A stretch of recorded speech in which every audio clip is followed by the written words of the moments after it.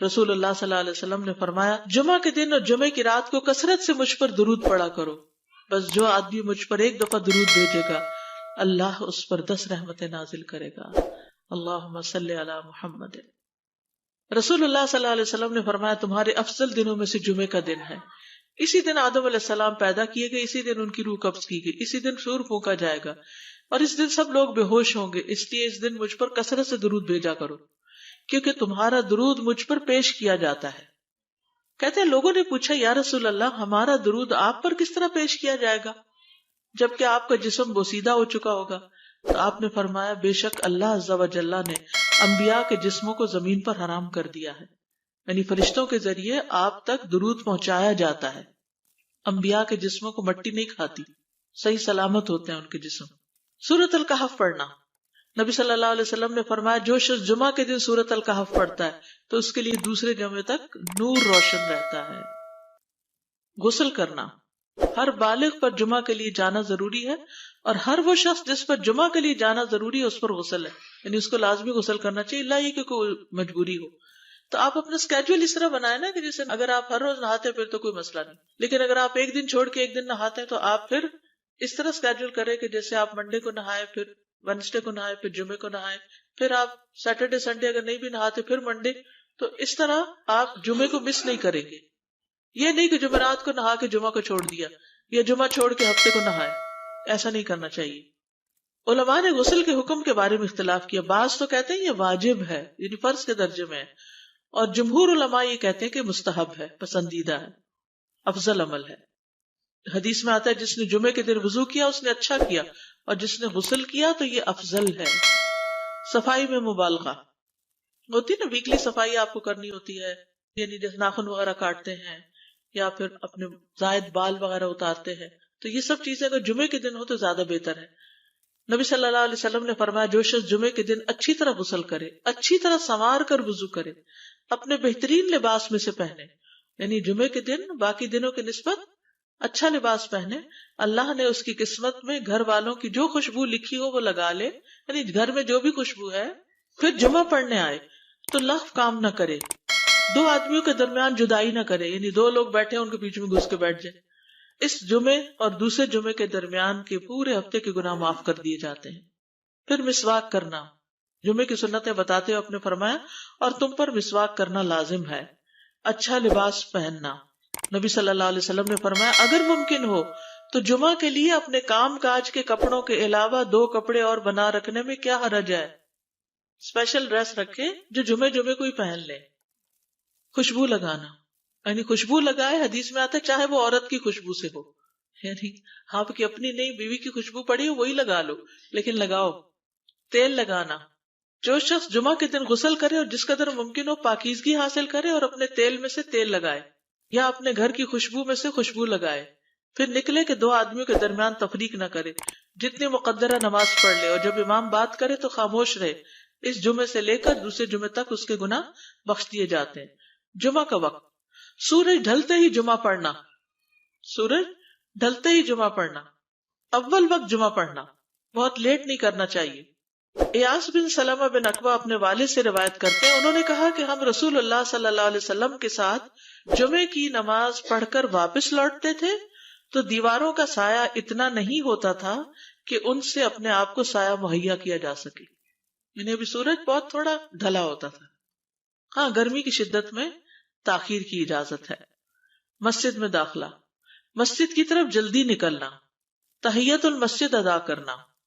عمر بن دینار کہتے ہیں انہوں نے جابر رضی اللہ عنہ کو کہتے ہوئے سنا کہ ایک شخص جمعہ کے دن مسجد میں داخل ہوا اس حال میں کہ نبی صلی اللہ علیہ وسلم خطبہ دے رہے تھے، تو آپ نے فرمایا کیا تم نے نماز پڑھی؟ اس نے کہا نہیں، تو آپ نے فرمایا کھڑے ہو 2 رکعتیں پڑھو۔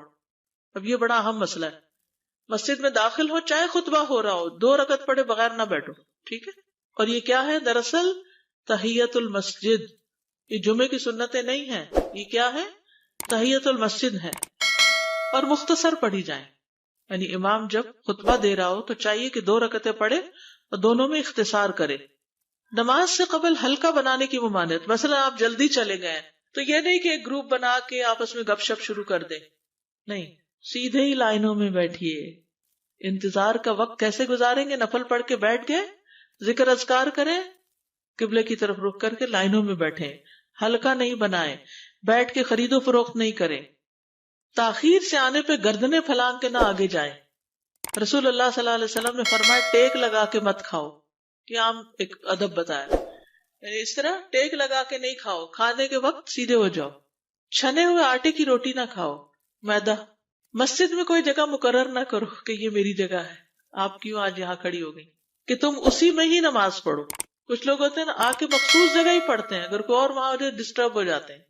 اور جمعہ کے دن لوگوں کی گردنیں نہ پھلانگو، ورنہ اللہ تمہیں قیامت کے دن لوگوں کے لیے پل بنا دے گا۔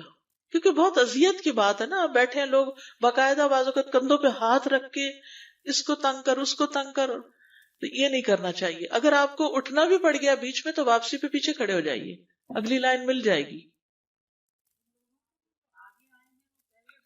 جی یہ تو بہت ضروری بات آپ نے کی کہ جب لوگ مسجد آئے تو پہلی صف میں بیٹھے، یہ نہیں پہلی چھوڑ کے آخری میں بیٹھ جائیں اور پھر لوگ ان کی گردنیں پلانگتے رہیں، دوسروں کے لیے فتنہ بننا۔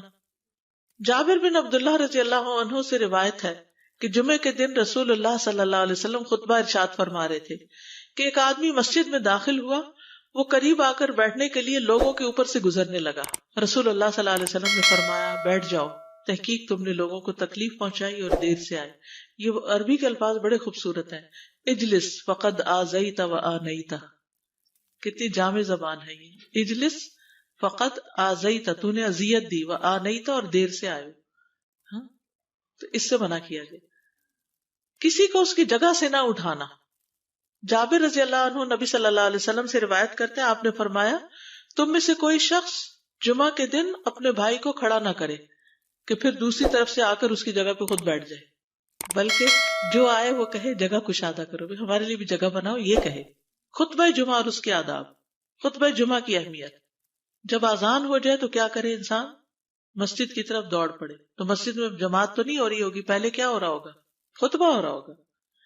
امام کا خطبے سے پہلے سلام کرنا۔ نبی صلی اللہ علیہ وسلم جب ممبر پر چڑھتے تو حاضرین کو السلام علیکم کہتے۔ امام کا کھڑے ہو کر خطبہ دینا۔ رسول اللہ صلی اللہ علیہ وسلم کھڑے ہو کر خطبہ دیتے، پھر بیٹھ جاتے، پھر کھڑے ہوتے اور کھڑے ہو کر خطبہ دیتے، یعنی بیچ میں تھوڑا سا بیٹھ بھی جاتے تھے۔ جس نے تمہیں یہ خبر دی کہ آپ بیٹھ کر خطبہ دیتے تھے تو تحقیق اس نے جھوٹ بولا، بس یقیناً اللہ کی قسم میں نے آپ کے ساتھ 2000 سے زائد نمازیں پڑھی ہیں، یعنی جن میں بہت سے جمعے بھی آئے ہیں، تو ایسا کچھ نہیں۔ امام کا 2 خطبے دینا، یعنی کھڑے تھے پہلے، پھر ذرا بیٹھ گئے، پھر دوسری دفعہ اٹھے تو یہ 2 خطبے ہو گئے۔ مختصر خطبہ دینا، آپ کے خطبات چند کلمات ہوا کرتے تھے، بہت لمبی تقریریں نہیں، آپ کا خطبہ درمیانہ ہوتا تھا۔ نبی صلی اللہ علیہ وسلم نے فرمایا آدمی کا نماز کو لمبا کرنا اور خطبے کو مختصر کرنا اس کی سمجھداری کی علامت ہے۔ بس نماز لمبی کرو اور خطبہ مختصر کرو، کیونکہ بعض بیان جادو جیسا اثر رکھتے ہیں، یعنی تھوڑے بھی بات کرو گے تو دل میں چلی جائے گی۔ نماز پہ زیادہ توجہ۔ نبی صلی اللہ علیہ وسلم کا خطبے میں سورۃ قاف پڑھنا۔ حارثہ بن نعمان کی بیٹی سے روایت ہے، کہتی ہے کہ میں نے سورۃ قاف رسول اللہ صلی اللہ علیہ وسلم سے سن کر حفظ کر لی۔ آپ ہر جمعے کو خطبے میں پڑھا کرتے تھے۔ سامعین کا امام کی طرف رخ کرنا، یعنی جمعے کے دن یہ نہیں کہ آپ کرسی لگا کے کسی اور طرف منہ کر کے بیٹھ جائیں اور جب جماعت ہو تو پھر صف میں کھڑے، نہیں، آپ صف میں بیٹھے ہو، کس طرف منہ ہو؟ قبلہ رخ ہو، امام سامنے ہی ہوگا نا قبلے کی طرف۔ ایک صحابی کہتے کہ جب آپ ممبر پہ چڑھتے تو ہم اپنے چہروں کے ساتھ آپ کی طرف متوجہ ہوتے، ادھر ادھر نہیں دیکھتے تھے خطبے کے دوران۔ امام کے قریب بیٹھنا، اللہ کے نبی صلی اللہ علیہ وسلم نے فرمایا ذکر میں حاضر ہوا کرو، یعنی خطبہ میں، اور امام کے قریب بیٹھا کرو، بے شک آدمی دور ہوتا رہتا ہے حتیٰ کہ وہ جنت میں بھی پیچھے ہی ہوگا اگرچہ وہ اس میں داخل بھی ہو جائے۔ تاخیر کی اتنی مذمت ہے۔ خاموشی سے خطبہ سننا، یعنی بات نہیں کرنی چاہیے، کوئی اہم بات بھی نہیں پوچھنی چاہیے۔ ابن مسعود سے روایت ہے کہ انہوں نے ابی ابن کعب سے قرآن کی کسی آیت کے بارے میں سوال کیا جبکہ اللہ کے نبی خطبہ دے رہے تھے، تو انہوں نے اعراض کیا اور کوئی جواب نہ دیا۔ پھر جب آپ نے نماز پڑھائی تو ابی کہنے لگے تمہارا جمعہ ہی نہیں ہوا۔ تو ابن مسعود نے رسول اللہ صلی اللہ علیہ وسلم سے پوچھا تو آپ نے فرمایا ابی نے سچ کہا، کوئی بات کرنے کی اجازت نہیں، یہ کہنے کی بھی کہ چپ ہو جاؤ یہ بھی اجازت نہیں۔ عبداللہ بن مسعود کہتے کہ جب امام جمعہ کے لیے آ گیا پھر تمہارا اپنے ساتھی سے یہ کہنا کہ خاموش رہو لغویت کے لیے کافی ہے، یہ بھی لغو بات ہے۔ کوئی لغو حرکت نہ کرنا، کنکریوں سے نہ کھیلنا، فون سے نہیں کھیلنا، میسجز چیک نہیں کرنا، انگلیوں میں انگلیاں ڈال کے پٹاخے نہیں بجانا، گوٹ مار کے نہیں بیٹھنا. گوٹ مار کے